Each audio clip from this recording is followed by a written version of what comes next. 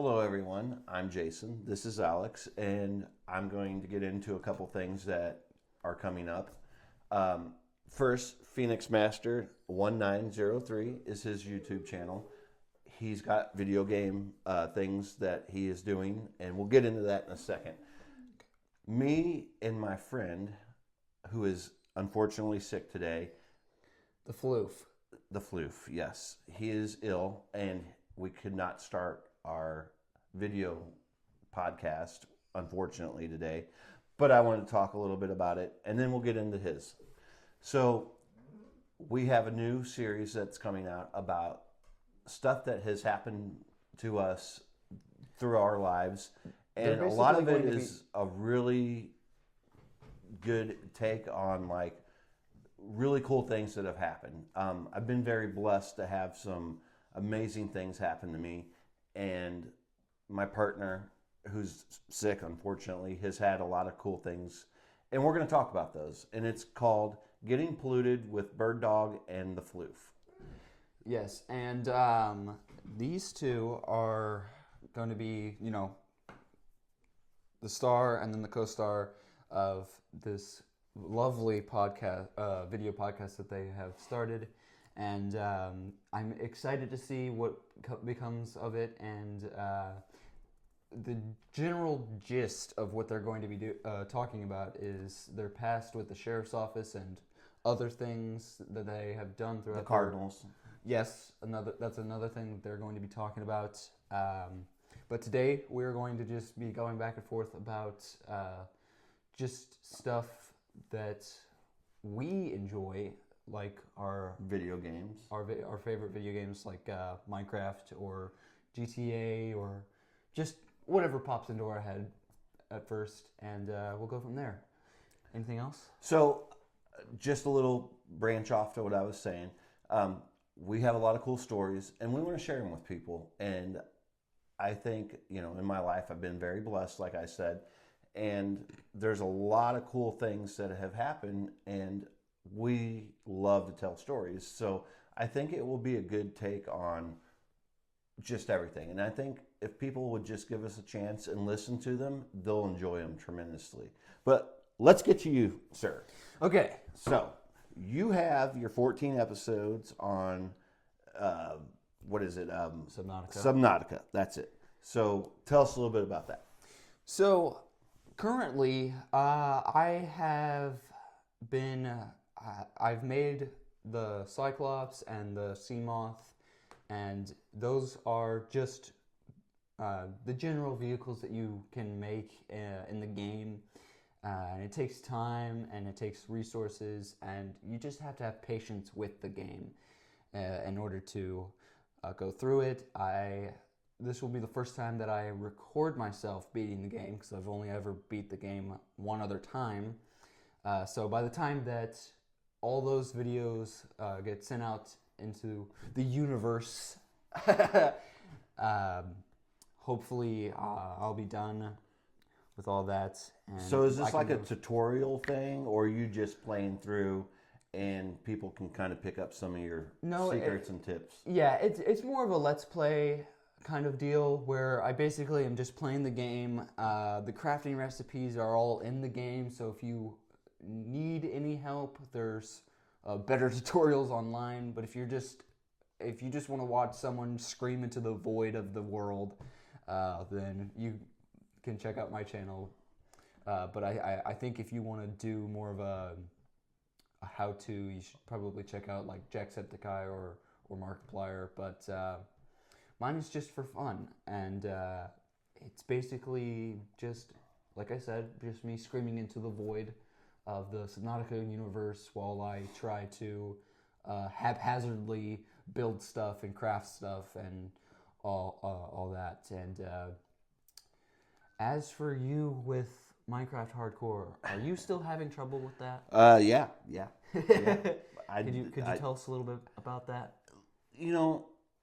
So many games, and this is, I'm sure, a lot of people, but you get to playing a game, and it's fun, and you just get so beat with it all the time that you turn it away. You're still new to Minecraft, so So trying to do hardcore world isn't really like easy for you. Well, Only because no, but that's fun. haven't- But that's Yeah, fun yeah, to yeah. me, and that's making me reconnect with the game. It gives I you guess. more of a challenge. Yes, To the app, absolutely. to what you're used to, which we like to cheat. we like to cheat at the game. Yeah, like because- just goofing off, and you're like, oh, we're gonna start a new world, and we're gonna make it survival, and then 10 minutes into it, we're putting cheat codes on and getting full, netherite armor and stuff, and just like, no, the hardcore thing is cool, and it's made me appreciate the game more. It's more fun to, you have something to focus on. You have, True. you have to actually be good, and I'm not good, but I'm working on it. So It's okay. It baby steps towards towards the end game, which eventually you're gonna have to. Even if you get so far as to getting to the end, you have to think of a strategy to beat the Ender Dragon without dying as much as possible. And it just sucks because the easiest way to kill the Ender Dragon kind of involves your death a couple of times here and there. But I'm sure you will find a way. And I have faith that you will eventually beat the game. It's like hockey. That is one of our stories we'll be going into.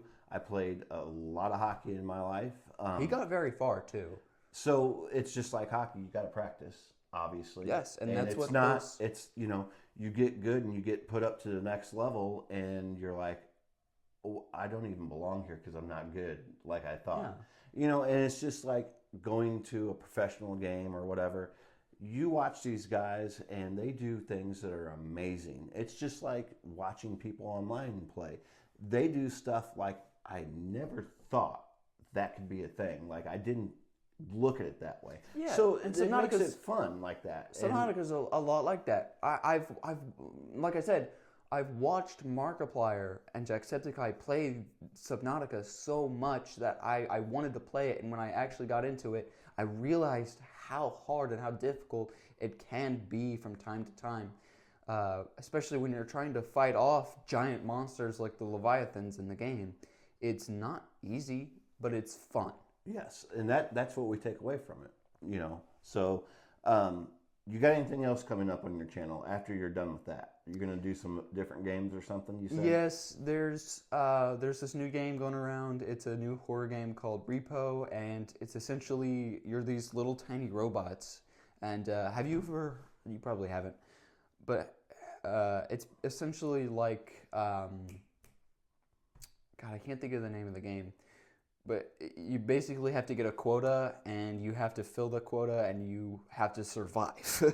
And it looks like a really fun horror game, but it also kind of has that vibe of just a money grab and just making a game just to make a game. I don't know how much. Is it kind of like zombies? Which zombies? Like the ones we like to play. Like Call of Duty zombies? Yeah. No. Like the older ones, not the new ones. The new ones. It is and isn't at the same time because you're not gathering points, but you are gathering like information, I think. I haven't really watched too many videos on it because I kind of want to go in without knowing too much. I want that fresh experience. You want to just say, all right, I'm getting into this and I'm gonna wreck it myself. And then get mad at it like, Minecraft hardcore. Yeah, because unlike Minecraft, I have watched multiple videos on both Minecraft, Subnautica, and just about any other popular game from the early 2010s. But there's been after I played Beacon Pines, which is another really great story-based game. That is a fun game. Like I didn't play it necessarily myself, but he played it and I watched him, and it was kind of really unique in a way. Yeah, it starts off so like kid-like. Like when you play it, you feel like it should be a kid game and not an adult game. But considering that it is rated for like teens and up, it threw a curveball at me and I was not expecting it. But I went in blind. I had no idea what it was, and it was just kind of one of those games that you just find randomly on the Game Pass game selection, and that's kind of what I want to do with Repo. I saw one funny video on TikTok, and I want to jump into it because I can't say that I am a peruser of horror games, but I do enjoy horror games. Five Nights at Freddy's is one of those games that I enjoy it, but Maybe it's that's not as something scary. You can do in the future. More horror games, like Five Nights at Freddy's. Yeah. Oh, speaking of that, not that, but did you say that maybe eventually there might be some content of ours together playing some hardcore Minecraft? Yes. So you can watch how bad I really am. On my channel, which is, it originally was just a hodgepodge bullcrap, but I have turned it into a video game channel like my heroes, and now, or eventually in the future, I'll be doing Minecraft and some popular horror games, whatever's popular. Just, but for now, I'm doing Subnautica because, like I said, I enjoy that game. I like survival games, and that and Minecraft have been one of my favorite not horror games, survival games. Besides Grounded, which is another great survival game that involves a lot of like material grinding and all that, and Subnautica and Minecraft are a lot like that, where you have to sit and grind for materials constantly or you do not progress in the game. But my favorite type of game to play would have to be story-based games, and that's why I brought up Beacon Pines. Beacon Pines is a great story-based game that gives that feel of a choose-your-own-adventure storybook. So those were always fun when I was younger. And I enjoyed those as a kid. So playing through that, it was so much fun to have both a game and a book tell a story that was so detailed and so just good. And so if you ever have time, just give it a shot. Yeah, give it a shot. So, okay, we're going to be wrapping this up here shortly. So I'm about ready to throw you on the spot, and I know how much you love that. So, okay. I feel like I've talked too much. I feel like this is your podcast. Hey, you should be talking. Oh, no. We are figuring things out right now. It is a pilot episode. So. Yes, there's a lot of content and stuff that's getting ready to be released. And like I said, as soon as my friend gets the feeling better and we can start recording these, I think a lot of people are going to connect with this because it's just a bunch of real life stuff that happened. There's been a lot of things that in my life that have just been really cool the way they worked out, and I think just these stories are going to be fun, and we're going to make them fun, and we'll get into other stuff because we do lose control of what we talk about sometimes because we're fun. It's just going to be fun. But I'm going to put you on the spot real quick because I kind of want to give them a small sample size of maybe a story or something that had happened that sticks out in your brain, like you love to hear the Floof and I talk about it. So what's something that draws to your attention that maybe I can talk about real quick?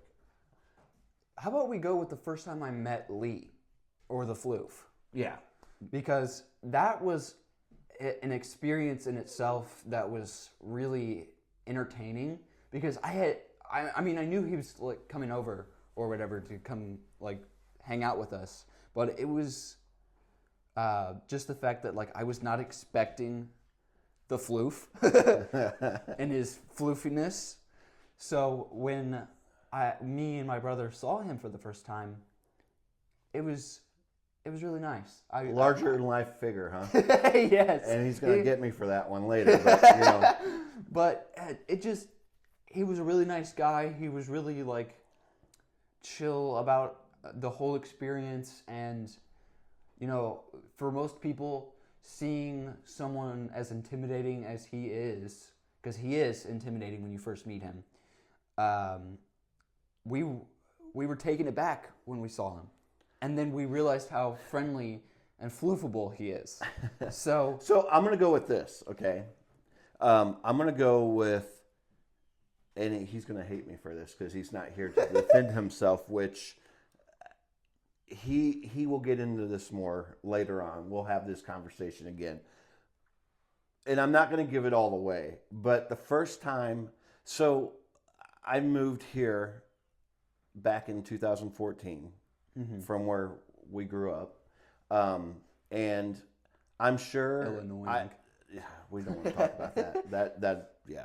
Anyway, we don't talk about Bruno, no. I actually came down here where we're at now. I'm not going to say that. I don't know if we need to say that right now. But I came down here back in like 2001, and I fell in love with it here. It's very peaceful. And I'm sure it's definitely a place that you go to retire. It's very boring and very bland. But everybody's got a different opinion. I have met a lot of great people here. I'm not going to sit there and say that this wasn't a place to not meet people. But if that's all you're good at, this place is perfect. Otherwise, there's not much to do here. You got to drive a little bit of ways to find something fun. Yeah, to do. And you know what? It's not for everybody. Like I said, it's more of a place where you go to retire. Like he said, it's quiet. It's calm. There's a lot of interesting people. Yeah, that's an understatement. But anyway, I probably ran into the Floof numerous times and never even knew it. But when I started working with him, was when you officially met and I officially got to meet him. This man is going to be my best friend. I did not say that because no, you probably and this is where he's going to get mad about it because he's not here to defend himself. But he had a hatred for me. He did not like me. He genuinely just despised me. I'm sure you gave him a good reason. No. It was all, like I said, we're going to get into that. There was some bad misinformation about me that traveled around, which is fine. It happens. But I tried to talk to him because I knew that he'd been there for like 11, I don't even know. He'd been there for a long time, okay? He knew, like, anybody I talked to, like the guy who got me hired there, was a customer of mine, and he's like, you should come work for us. I'm like, cool, yeah, I'd love to do that. And he's like, well, if you need to talk to somebody, or this guy is the guy to talk to. I'm like, well, me being me, I want to talk to that guy because I want to know, because I want to learn. And he's definitely a people person. So yeah. I'm not. When I would try to talk to him, he was very cold and wouldn't talk to me a lot. And then there was an incident that happened, and I was working 2 jobs at the time, and I had to hurry up and get done with the one job to get to the next job. And since he was the supervisor of the next shift, and my supervisor wasn't there at the time, I had to say, hey, look, this happened. I have to leave, but I'll finish this report up tomorrow. Right. And he's like, well, if you don't get here tomorrow and do that report, I'm going to kick you in the ass pretty much.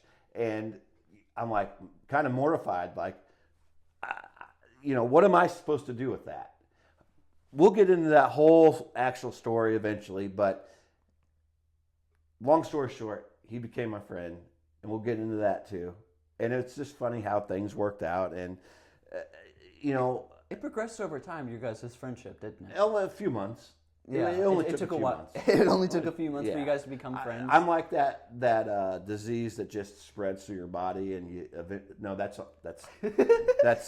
Uncle Stephen. But anyway,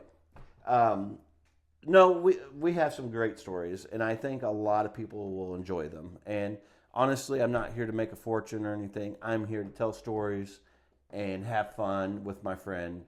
And occasionally, we'll see Alex on Phoenixmaster 1903, and we'll have some other guests in here and there, and we'll make these stories really, really fun, and I think everybody's going to like it. So you all have a very amazing day. Thanks for putting up with us. Thanks for letting us test our little microphones and everything going on. So We know how things are working, and I hope you stick with us and give him a check out, please. He's got some good content on there. He's only going to add more, and it's beneficial. And it may not be a tutorial-based thing.